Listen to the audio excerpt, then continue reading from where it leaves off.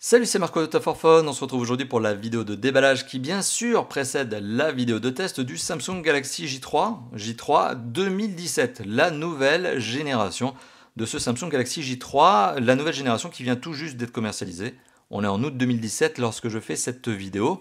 Ce mobile vient d'être lancé au prix maximum conseillé de 219 €, donc clairement un prix entrée de gamme, et c'est un mobile qui bien tout simplement permet de rafraîchir la gamme par Samsung, et bien la même gamme dans laquelle on retrouve le J5 que je vous ai déjà présenté et le J7. Et comme vous le voyez, eh bien les trois boîtes sont exactement les mêmes en tout cas en termes de style. Le J3 2017. Alors on va regarder très rapidement les spécifications qui sont indiquées au dos de la boîte, sachant que vous l'avez vu, elle a été légèrement abîmée. Le téléphone est doté d'un design métal, exactement comme les deux autres mobiles que je vous ai montrés, J7 et J5. Le téléphone est doté de 16 Go de mémoire, exactement la même chose. Capteur photo dorsal 13 mégapixels, frontal 5 mégapixels. Il y a un flash LED, en tout cas il y a un flash à l'avant, probablement un flash LED. On en reparlera lors du test. Le téléphone est doté d'un écran, un écran qui est doté donc d'une résolution HD. Donc théoriquement c'est du 720p, c'est pas du Full HD. Et on a un écran apparemment de 5 pouces. Si la boîte n'était pas trop abîmée, on en serait plus sûr. Le processeur est un processeur 4 coeurs 1,4 GHz, peut-être un processeur maison, Exynos, on en reparlera lors du test.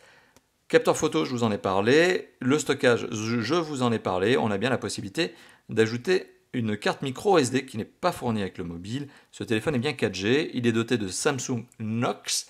Knox qui est donc l'espace sécurisé de Samsung sur votre mobile. Ça vous permet de sécuriser vos données, de restreindre l'accès à un certain type de contenu à votre choix.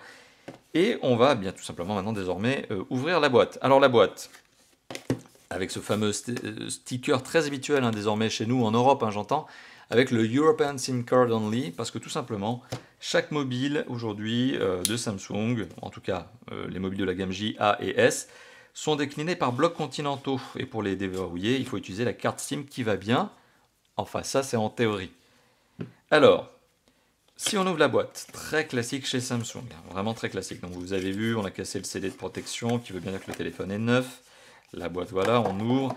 À l'intérieur, on retrouve le téléphone soigneusement emballé, comme d'habitude. C'est vraiment très très habituel au niveau notamment de la présentation, mais au niveau aussi du soin qui est apporté au niveau du conditionnement. Samsung fait vraiment les choses très proprement. C'est logique, c'est un peu le leader mondial, on se le rappelle, on se le dit.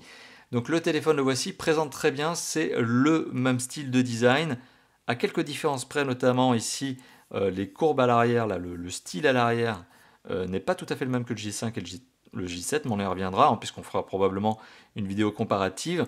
Mais sinon, voilà, la forme du capteur photo, la forme même du téléphone, le fait que la vitre à l'avant est une 2,5D, donc légèrement courbe sur les côtés, tout est très similaire. Il y a même ce bouton accueil, dont on reparlera notamment lors du test, savoir si c'est vraiment un capteur d'empreinte digitale, puisque visiblement ce téléphone n'est pas doté du capteur d'empreinte digitale. Bon, on en reparlera lors du test. Je suis peut-être en train de m'avancer sur quelque chose qui est erroné. Le téléphone présente très bien, c'est un téléphone entrée de gamme posé sur un berceau en carton, et sous le berceau en carton, qu'est-ce qu'on retrouve? Eh bien une petite documentation. Cette documentation, surtout, elle va nous permettre de connaître la référence du mobile ici. C'est la SMJ330FN. Donc J300, c'est tout simplement un J3, et 330 parce que c'est la troisième génération. FN, c'est tout simplement le bloc continental. Donc pour le coup, c'est ici l'Europe.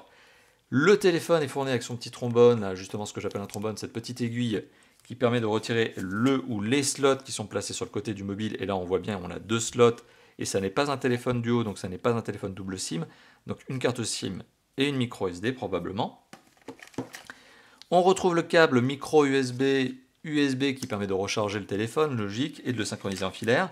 Des embouts supplémentaires pour ce kit piéton très classique et très connu chez Samsung, qui est de bonne qualité d'ailleurs, ce qui, au moins en démarrant, au moins au démarrage, va vous éviter d'en acheter un nouveau. Alors, si vous êtes un fin mélomane, effectivement, vous allez vous doter d'un casque, soit un casque extra-auriculaire, circumoral, etc., ce que vous voulez. Je vous en ai déjà présenté plusieurs, soit d'intra-auriculaire peut-être de meilleure qualité, mais ceux-là sont déjà très très sympas. Et on retrouve également le chargeur secteur, que voici. Chargeur secteur sur lequel on va regarder tout simplement la capacité. Hop, petit zoom de la caméra, petit focus, ouais, c'est bon. Et on apprend donc que le chargeur est à 1 ampère. Donc ce téléphone n'est pas doté de la recharge rapide. Récapitulatif de ce que l'on retrouve dans la boîte du J3 2017. Un téléphone entrée de gamme vendu au prix maximum de 219 €, je vous le rappelle. Et si vous voulez faire la bonne affaire, je vous le rappelle aussi, il y a notre comparateur de prix. dont j'aurais probablement mis en notation justement le lien en commentaire en description.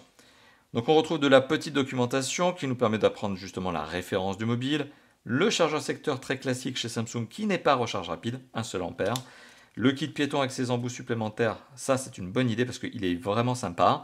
On retrouve également le câble USB, micro USB et le trombone qui permet d'ouvrir les slots qui sont collés entre guillemets, qui sont insérés sur le côté gauche du mobile. Voilà, donc c'est un téléphone qui présente bien, hein, un téléphone entrée de gamme qui sur le papier a l'air sympathique. Maintenant on en reparlera lors du test, on verra s'il tient ses promesses. Merci d'avoir vu cette vidéo, n'hésitez pas à la liker, la partager, la commenter et on se dit à très bientôt. Ciao ciao.